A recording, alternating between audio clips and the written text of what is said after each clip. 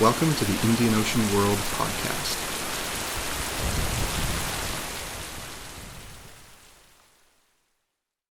Hello and welcome to the Indian Ocean World podcast.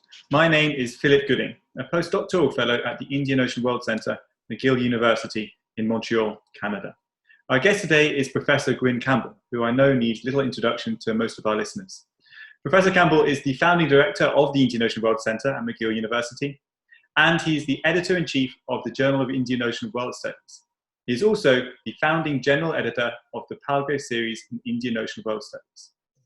He is the author and editor of several books, including the recent monograph, Africa and the Indian Ocean World from Early Times to Circa 1900, published with Cambridge University Press in 2019. Today, he is discussing with us his forthcoming book, The Travels of Robert Lyall, 1790 to 1831, Scottish surgeon, naturalist, and British agent to the court of Madagascar, which will be published in early 2021 with Palgrave. Professor Campbell, thank you very much for joining us. Thank you for having me. So just to start us off, could you introduce your book, who was Robert Lyall, and why write his biography? Yeah, well, Robert Lyall is a fascinating character to my mind. He was born in 1790 in Paisley in the lowlands of Scotland, which was a town that was renowned for its textile production. So it was a fully working class town. They were highly literate. They produced poetry, but they were also working class politically.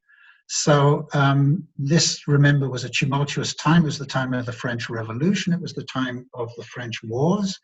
And the working class in Paisley were decidedly on the side of the French Republicans. So, and at the same time of Thomas Paine and the more liberal components of the American Revolution. Now, this, of course, came at a time of warfare. The government in London was fighting a full-scale war against the French, and it turned into the Napoleonic Wars. And Lyall would have observed all this. He was constantly, throughout his life, a member of literary and scientific organizations, and would have been fully aware of this. However, he was different. He wasn't working class. His father was probably, it's not clear from the archives, but was probably a very well-to-do merchant. And it appears, again, from the archives that Robert had no siblings. So he was the only child of a fairly wealthy family in a thoroughly working class town, which made him very different. He nevertheless would have observed it. There was a very large Gaelic-speaking contingent in Paisley. Remember, this had come just after the last uprising of the Jacobites in the Highlands, and they'd been dispossessed and were pouring in one direction across the Atlantic to Canada and the United States, and in the other direction down into lowland Scotland, and a large number of them congregated there. And again, he was a very observant person. This strikes you throughout, that he would have noted this, and that would have remained part of his inner character, although this wasn't manifest necessarily in all that he did. He went to the local grammar school, which had a high reputation, and from the grammar school, at the wonderful age of 11, entered Edinburgh University to study medicine.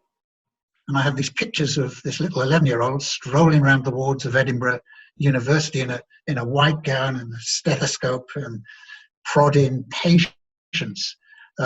So he studied medicine there. It was a bit of a free-for-all. And yet Edinburgh had the highest reputation at the time for medicine. So for those intelligent students with a keen interest in medicine, and Lyall was one of those, they would have benefited enormously. Although there were many other students there who were there just really to pass their time during the wars, and get a fairly cheap degree. You didn't necessarily have to get a degree. He left and went to Manchester to a specialist surgical unit to study before actually obtaining his degree from Edinburgh.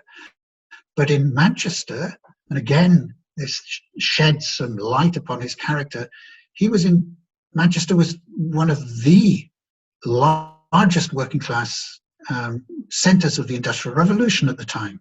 And he'd have seen many industrial injuries and have basically operated on such patients. So he'd have gained incredibly in experience as a medical doctor. But he was a polymath. He at the same time as doing this, he was a keen naturalist. He went out. He started his famous collection of mushrooms. He virtually catalogued every mushroom in Britain, every species of mushroom. He collected flowers. He collected stones. He had incredible curiosity. After 2 years in Manchester, he returned to Paisley, got his degree from Edinburgh, and set up practice in the main street in Paisley. And in 1812, married a woman called Mary, who was the daughter of a Scottish emigrant to Russia, to Imperial Russia. He was in fact a gardener, and Russia at the time, the elite in Russia, were importing foreign gardeners like you cannot believe. They had ample resources, and they were constructing gardens on scales that they liked in Western Europe. So he went out to create what they termed, in inverted commas, English gardens for the Russian aristocracy. And his daughter had come back to Britain, possibly, it's conjecture, but possibly to advance her education, although girls at that time did not normally get advanced educations. But her parents may also have sent her back to escape the outcome of the French march on Moscow and the burning of Moscow in 1812. That could well have been one of the motivations. But anyway, 3 years after their marriage, Lyall and Mary upped and went back to Russia. That was the first time for him, but it was a return for her. And he continued his studies in various academies in Russia, obtained the degrees, and served as a doctor, private doctor, to members of the Russian aristocracy. And in that role, he was hardly employed at all. It appears that the Russian aristocracy were fairly fit. And so he spent his time actually researching and writing a history of Russia, or several histories, in fact, one of Moscow, one of the Russian aristocracy, but made the mistake of telling people, a perfectly normal reaction, I suppose, but telling people what the content of his book, his manuscript was. It was a mistake because he was highly critical of the Tsar and the Russian aristocracy, and word soon spread in the small aristocratic circles in Russia. And he went off for a trip to Odessa, came back, and decided that the atmosphere was turning heavily against him, so that he was afraid of political incarceration, and he basically fled. He returned to Britain and set up, he must have been quite wealthy by then. He'd accumulated sufficient funds from Russia to set up a private establishment in London. But interestingly, he published his book within a very short time after returning, and his book, being highly critical of the Tsar and of the aristocracy in general, was very much in tune with, in Britain, the Whig Party and the movement for reform. And they sort of grabbed Lyall as their spokesman. He became quite literally the spokesman for reform, and reform not just in Britain, but it was against the aristocracy and the aristocratic privileges across Europe in general. For his troubles, the Tsar banned him from ever going back to Russia. He retorted that he never wanted to go back to Russia, but continued in that vein. And immediately there, you see another side of Lyall come into the fore, which was that he loved publicity. He relished the role of being the advocate for reform on a kind of world scale, the world being then Western Europe. And he went out and he seized every possible occasion in the press, which was, talk about America being divided. At the time, it was between the Whigs and the Tories in Britain. And the Whigs embraced him, gave him ample opportunity to write articles, etc. And he relished this. But unfortunately for Lyall, the Tories won the 1826 election. So he'd been banking on the Whigs winning and him therefore procuring a very well-paid position under the Whigs, possibly in the Navy as a surgeon. But now that the Tories had won, he was out of joints. But he had certain people within the Tory party who actually favoured him, who looked benevolently upon his views, upon Russia, etc. And these tended to come from the kind of evangelical side of the Tory party. And he campaigned vigorously with them. And at the time, the British agent, resident agent at the court of Madagascar, had just died, a man called James Hastie. And they offered the position to Lyall, who eagerly grasped it. And in 1827, he sailed as the second British resident agent at the court of Madagascar in Antananarivo. In doing so, he was suddenly a kind of spokesperson for the Whig party and for the monarchy and for the aristocracy and all the things that he previously railed against. So he did this neat transformation and shed all his previous liberal views and became an arch Tory, an arch monarchist, an arch conservative. Not only that, but he changed his attire to suit. So before going out, he went heavily into debt. And remember, he'd been a surgeon, so he'd accumulated quite a bit of money. He was pretty wealthy. He went heavily into debt in order to purchase what he considered to be the appropriate attire for a diplomat.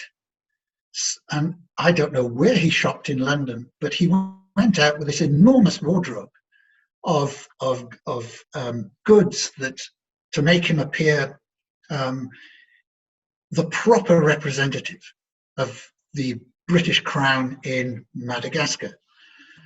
He had a brief meeting with Radama I of Madagascar, in which it was a very brief meeting, in which he tried to persuade Radama, who had just previously rejected an alliance with the British, and for reasons that the British had in 1820 negotiated a treaty with him in which he agreed to ban the slave trade in return for shipments of arms and money that would enable him to conquer the entire island. His kingdom was then very small. It was in the center of the island.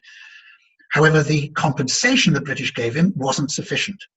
And the military adventures he embarked on to conquer Madagascar proved exceptionally expensive, both in terms of money and in terms of human lives, because the mariner did not carry the sickle cell anemia, which protected them against malaria, which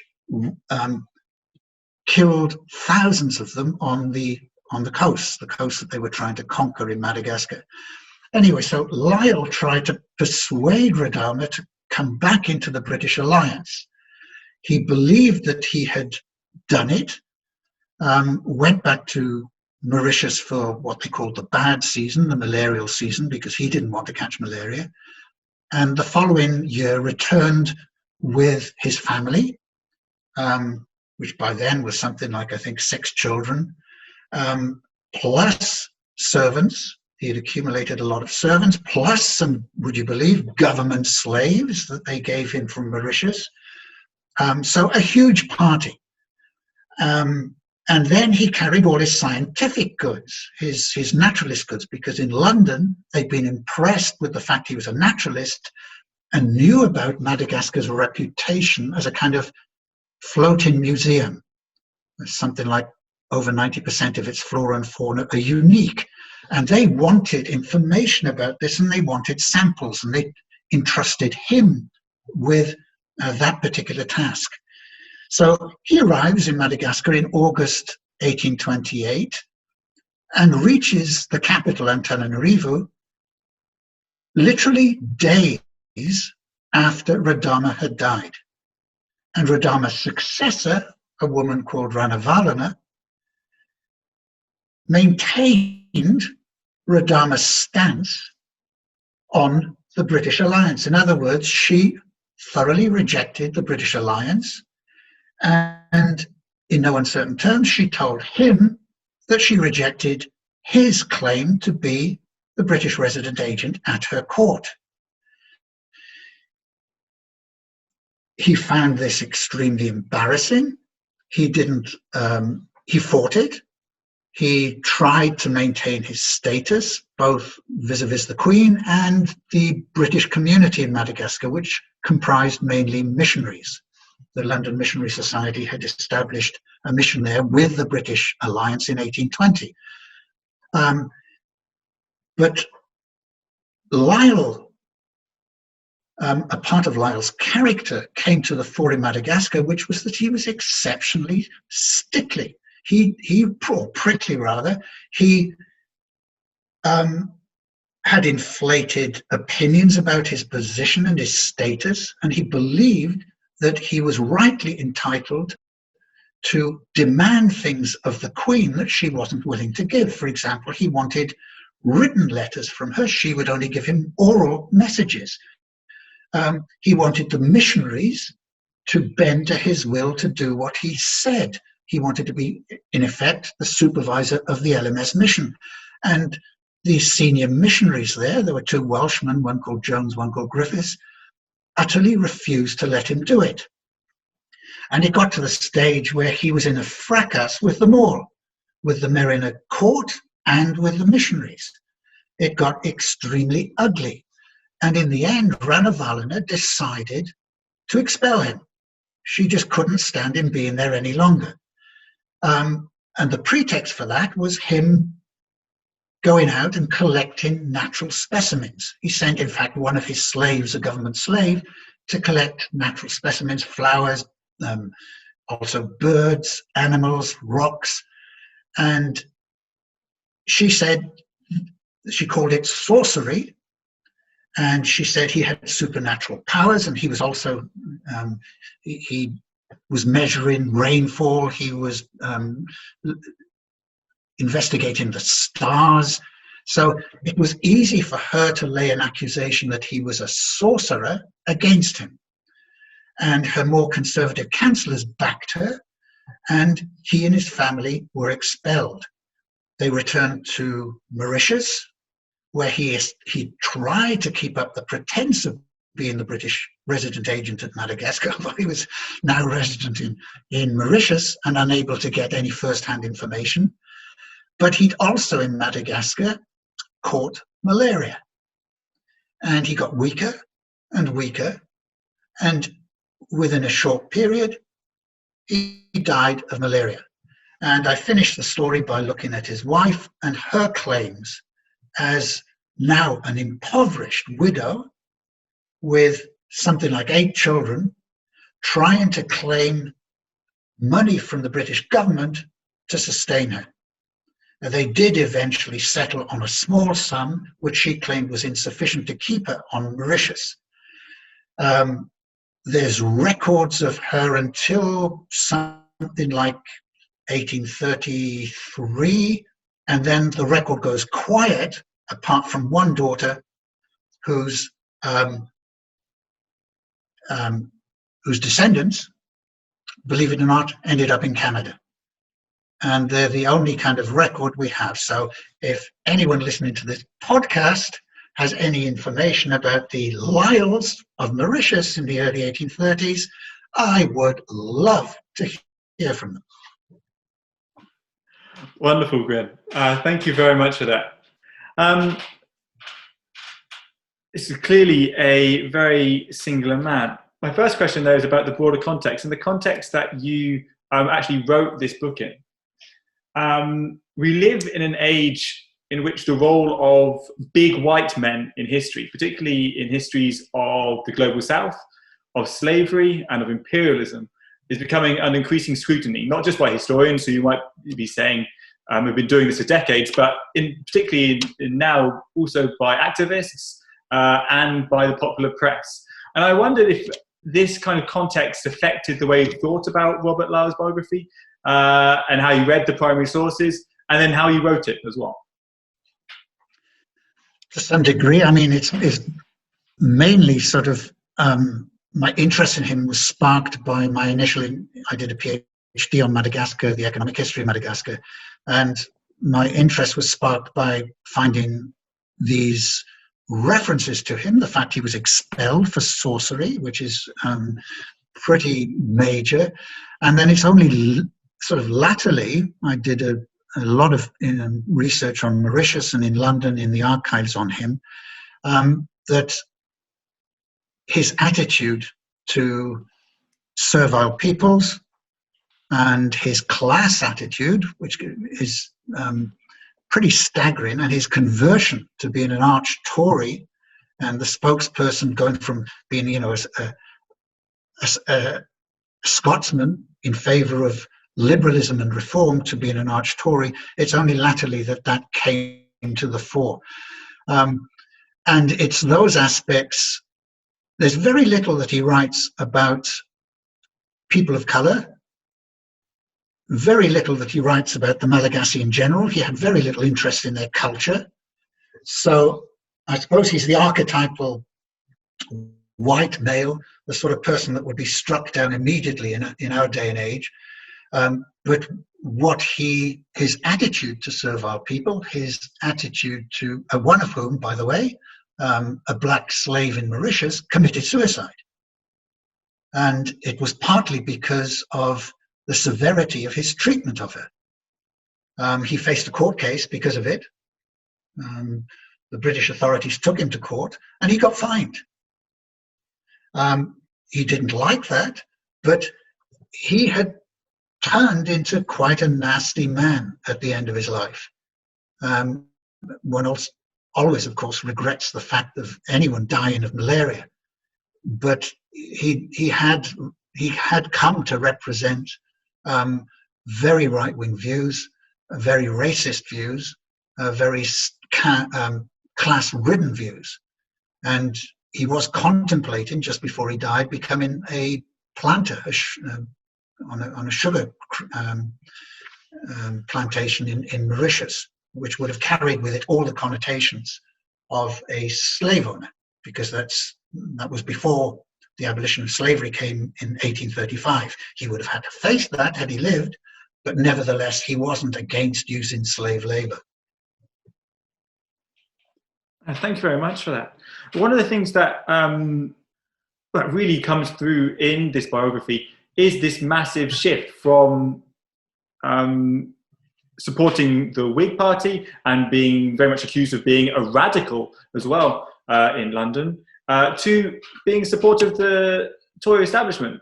I've wondered, as much as you can, to what can you ascribe this dramatic shift? It's tempting to say the failure of the Whigs to win the 1826 election.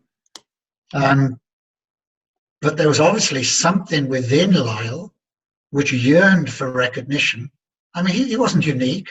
many missionaries who came from very poor backgrounds, working class backgrounds, peasant backgrounds even, were once they went into the mission field, found that they were representing the imperial might of Britain, and they too converted to,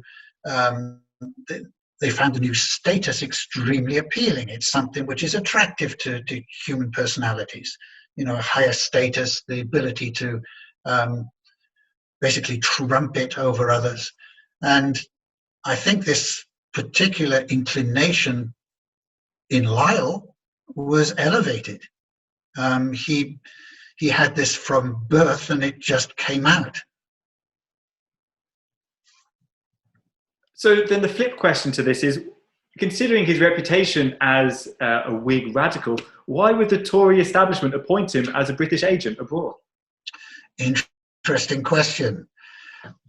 A number of reasons. One is that the Tory party, no political party is united, and the Tory party had two wings. One of the wings was evangelical, was very much in favour of reform in the empire.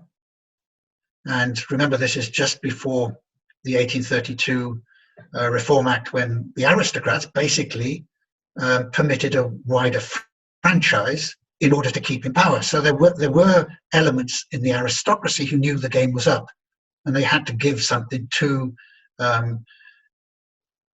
ensure their continued support and dominance of Parliament. They weren't going to crack under a revolution. There were a sufficient number who realised they had to compromise. Now, given that there were these individuals, they had, and I think that they were in certain key positions of power, and they were also fairly eclectic. They realised that they had in Lyall a polymath. He was brilliant. He was a surgeon, so he was a medical man, but he was also an extremely good naturalist. He was exceptionally curious, but exceptionally good, very, very bright. He spoke, I don't know, 5 or 6 languages. He was very, very clever. And I think what they contemplated was someone who had a wide political perspective, because he'd been in Russia, he'd written these books about the continent. So they thought that would do as a diplomat. And then he had this other side to him, this scientific side, which they thought, if we're going to crack open the treasure house that is Madagascar, what better man than Robert Lyall? And remember, he was a prolific writer. This guy, you couldn't stop him writing. God knows where he found the time to do it, but he wrote and wrote and wrote. He was erudite. So I think maybe for those reasons. That's interesting. It's interesting that you note that you're arguing that he viewed Madagascar very much as a treasure trove. When I read the biography, I was very much more of thinking that they're just trying to get him out of the country. Like, here's a radical. Let's get him as far away from here as absolutely possible, under pretense of giving him this ostensibly prestigious position. We nearly come to the end of the time. I'm going to ask one more question. From the outset of the biography, you paint him very much as a somewhat singular man. He is possibly the only child of a well-to-do merchant. He's very much an outlier from the beginning. And also very much he's an outlier for the way he managed to move through, I suppose, Scottish, London, Russian, and then Malagasy, and elsewhere in the Western Indian Ocean circles. I think that's a pretty unique career and life arc. And I think that informs much of yours, and I'm sure your future readers' fascination with him. But given the singular nature, what does his life tell us about broader themes? There are many things I could ask you about here, and I don't want to answer all of these for fear of taking too much of your time. But perhaps one of them, what does his life tell us about, I suppose, Scottish people in the diaspora in Russia, or about Whig ideas in Britain in the 1820s, or about the British imperialism in the Western Indian Ocean world in the 19th century? Does his life really speak to some of these broader themes? Oh, I think definitely. I think his life encapsulates all the political and economic turmoil of the early 19th century in Britain. There's no better, I think, person, and particularly given his travels, that can in fact illustrate what was happening and the huge political revolutions that were happening. This was a time of major revolutions. It led up, to the 1848 revolution in Europe. It happened earlier in a quieter sense in Britain, but he was a remarkable man who reflected pretty much everything that was going on at the time. That's really interesting. Well, Professor Campbell, thank you very much for joining us today. That is all we've got time for. Thank you also to Renée Manderville, who has been working in the background to produce and to make sure this recording goes smoothly. Once again, my name is Philip Gooding, and you have been listening to the Indian Ocean World podcast.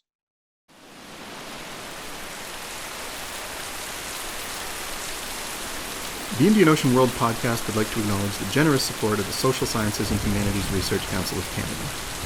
This podcast series is part of the SSHRC-funded partnership project Appraising Risk, Past and Present, interrogating historical data to enhance understanding of environmental crises in the Indian Ocean world.